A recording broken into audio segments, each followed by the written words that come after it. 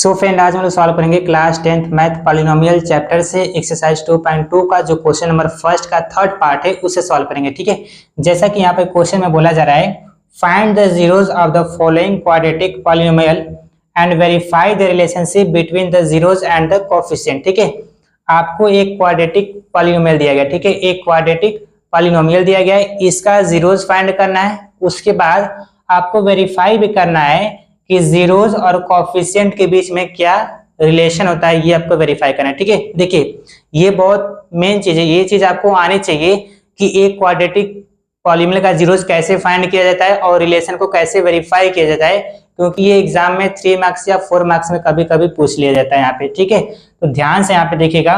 देखिए, मुझे इस क्वाड्रेटिक पॉलिनोमियल का क्या फाइंड करना है, जीरोस। क्या फाइंड करना है, जीरोस। ठीक है, तो मैं क्या करूंगा, इस क्वाड्रेटिक पॉलिनोमियल को क्या करूंगा, जीरो के इक्वल रख लूंगा, जीरो के इक्वल रख लूंगा। ठीक है, तो ध्यान से यहाँ पे देखिएगा, 6x² माइनस 7x माइनस 3 और इज इक्वल टू क्या हो जाएगा, 0। मैंने इज इक्वल टू 0 क्यों लगाया, क्योंकि मुझे इसका जीरोस फाइंड करना था, इस वजह से मैंने क्या किया, इक्वल में 0 लगा दिया। ठीक है, अच्छा आप लोग का डाउट होगा कि एनसीईआरटी की बुक में क्वेश्चन ऐसे तो नहीं दिया गया है। ठीक है, तो एनसीईआरटी की बुक में जो क्वेश्चन है वो कुछ इस प्रकार से यहाँ पे दिया गया आपको, 6x² माइनस में 3 और माइनस में 7x, कुछ इस प्रकार से दिया गया। तो मैंने क्या किया, मैंने ज्यादा कुछ नहीं किया यहाँ पे।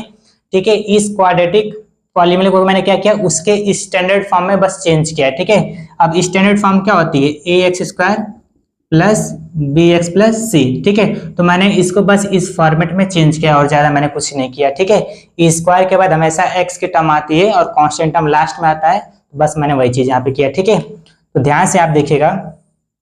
ठीक है, देखिए मैं इधर आपको समझाने की थोड़ी सी कोशिश करूंगा और मेन जो कैलकुलेशन होगी वो इस साइड होगी। ठीक है, आप ध्यान से देखिएगा। देखिए स्टैंडर्ड फॉर्म तो सबको पता होगा ना, यहाँ पर ax² plus bx plus c होता है। ठीक, आप क्या करेंगे, इससे इसको कंपेयर करके a का वैल्यू, b का वैल्यू और c का वैल्यू फाइंड करेंगे। ठीक है, किसका वैल्यू, a का वैल्यू फाइंड करेंगे, फिर b का वैल्यू फाइंड करेंगे और फिर c का वैल्यू फाइंड करेंगे। ठीक है, देखिए अपना अपना तरीका होता है समझाने का, मैं आपको अच्छे तरीके से समझाने की कोशिश करूंगा ताकि समझ में आ जाए। ठीक है, देखिए यहाँ पर x² का कोएफिशिएंट क्या है, a, तो यहाँ पर x² का कोएफिशिएंट क्या है, 6। तो बताइए a का वैल्यू कितना हो जाएगा, 6। ठीक, यहाँ पर x का कोएफिशिएंट क्या है, b, तो यहाँ पर x का कोएफिशिएंट क्या है, -7, साइन के साथ लिया जाता है। ठीक है, ये हो जाएगा आपका कितना, -7। ठीक, जो c होता है ना वो कांस्टेंट टर्म होता है जिसके साथ कोई वेरिएबल नहीं लगा होता है, तो आपको दिख रहा होगा कितना है, -3 है। ठीक है, -3। ठीक है, इतना करने के बाद हम लोग क्या करेंगे, a इंटू सी करेंगे। क्या करेंगे, a इंटू सी। बताइए a का वैल्यू कितना है, 6 इंटू सी का वैल्यू कितना है, -3। दोनों को मल्टीप्लाई करिएगा तो -18 आएगा, -18 आएगा। ठीक, इतना करने के बाद ऐसा कोई दो नंबर बताइए जिसका मल्टीप्लाई करने पर -18 आ जाए प्लस या माइनस करने पर -7 आ जाए। ठीक है, मैंने क्या बोला, ऐसा कोई दो नंबर जिसका मल्टीप्लाई करने पर -18 आ जाए प्लस या माइनस करने पर -7 आ जाए। ठीक है, देखिए 18 किसके टेबल में आता है, 2 के टेबल में आता है, कितने बार में, 9 बार में, तो 2 9 जा 18। ठीक, और 9 में से 2 घटाऊंगा तो मुझे 7 में मिल जाएगा। ठीक है, अब साइन के कहानी में आगे आपको बताऊंगा। ठीक है, तो देखिए वो नंबर कौन सा मिलेगा, 2 और 9। ठीक है, 2 और 9। ठीक है, देखिए इन दोनों का मल्टीप्लाई करूंगा तो मुझे 18 मिल जाएगा। ठीक है, अब देखिए ना यहाँ पर क्या है, माइनस है ना, तो माइनस की कहानी में अभी आपको बताता हूँ। ठीक है, तो अगर मैं इन दोनों का मल्टीप्लाई करूंगा तो मुझे 18 मिल जाएगा और 9 में से अगर 2 घटाऊंगा तो मुझे 7 भी मिल जाएगा। ठीक, बट देखिए घटाने पर मुझे 7 नहीं चाहिए, क्या चाहिए, -7, इसलिए मैं बड़े पे लगाऊंगा माइनस की साइन और छोटे पे लगा दूंगा प्लस की साइन। ठीक, क्योंकि जब मैं 2 में से 9 को माइनस करूंगा तो मेरा -7 आ जाएगा और जब 2 और -9 को मल्टीप्लाई करूंगा तो -18 भी मिल जाएगा। ठीक, अब देखिए 7 के साथ यहाँ पर x लगाए ना, तो इन दो नंबर के साथ भी क्या करेंगे, x लगा देंगे।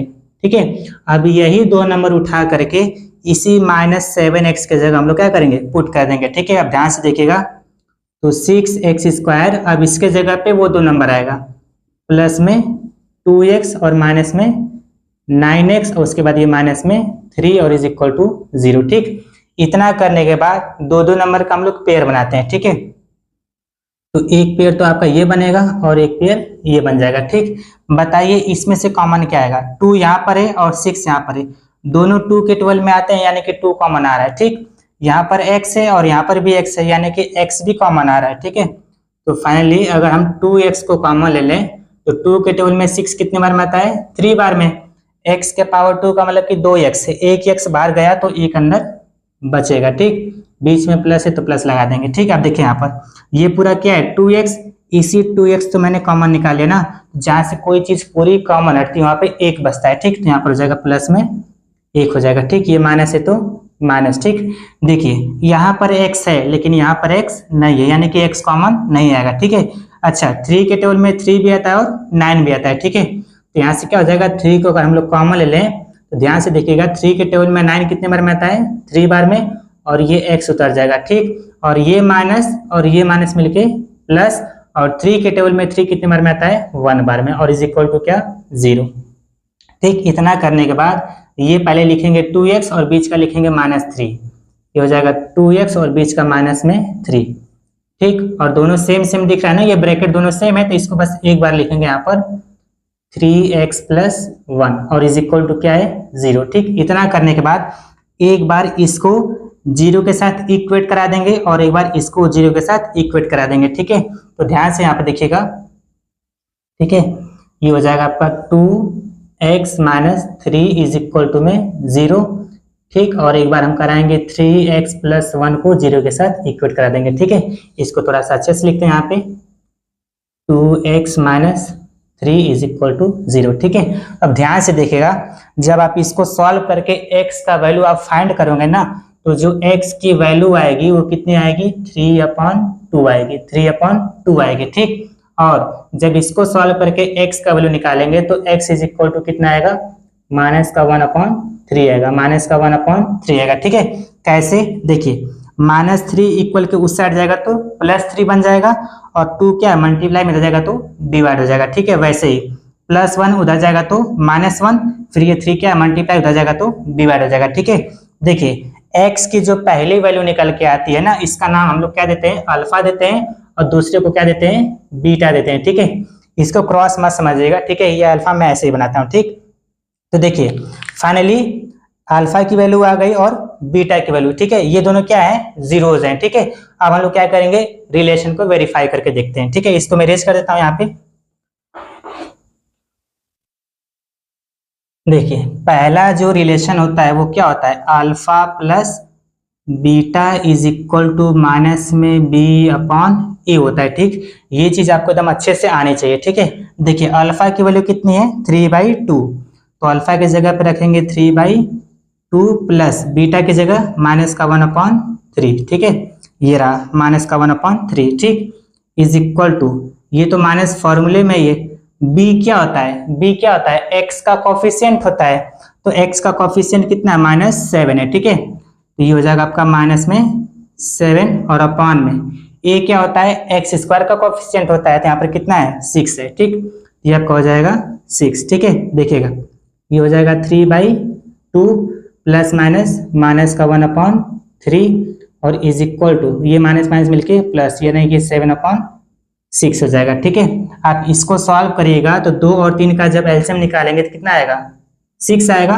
2 से ये 3 बार में, 3 3 सा 9 और ये हो जाएगा आपका 2। ठीक है, और इज इक्वल टू में 7/6। ठीक है, 9 में से 2 घटेगा तो 7 और अपॉन में 6 और इज इक्वल टू में कितना है? 7/6 है। ठीक है, means LHS is equal to RHS। ठीक है, ये तो पहला रिलेशन था ना, आते हैं सेकेंड वाले पे। ठीक है, and alpha into beta is equal to क्या होता है? C/A होता है। देखिए अल्फा की वैल्यू कितनी है? 3/2। ठीक, तो अल्फा की जगह पुट कर देंगे 3/2 इंटू बीटा की जगह -1/3। ठीक, इज इक्वल टू C क्या होता है? कांस्टेंट टर्म होता है। यहाँ पर कितना दिख रहा है? -3 दिख रहा है। ठीक है, तो ये हो जाएगा आपका -3 और अपॉन में A क्या होता है? x² का कोफिशिएंट होता है, यहाँ पर कितना है? 6। ठीक है, तो ये आपका हो जाएगा 6। ठीक है, देखिए आप सीधे सीधे मल्टीप्लाई भी कर सकते हैं, या फिर जबकि ये मल्टीप्लाई में तो ये 3 से 3 क्या हो जाएगा? कैंसिल हो जाएगा, तो आपका कितना आ जाएगा? -1/3 2 फिर इज इक्वल टू, आप इसको भी जब कैंसिल करिएगा तो कितना आएगा, माइनस में 1/2 आएगा। ठीक है, means LHS is equal to RHS। ठीक है, यानी कि LHS और RHS दोनों आपस में क्या है, इक्वल है। ठीक है, तो यहाँ पे जीरोज मैंने फाइंड किया और इधर मैंने क्या किया, रिलेशन को वेरीफाई कर दिया। ठीक है, तो आई होप आप लोग को समझ में आ गया होगा। अगर आप लोग को कहीं भी कोई स्टेप में अगर डाउट है तो आप लोग कमेंट करके हमसे पूछ सकते हैं, हम लोग क्या करेंगे, आपका रिप्लाई जरूर करेंगे। ठीक है, तो मिलते हैं अगले वीडियो के साथ, तब तक के लिए बाय।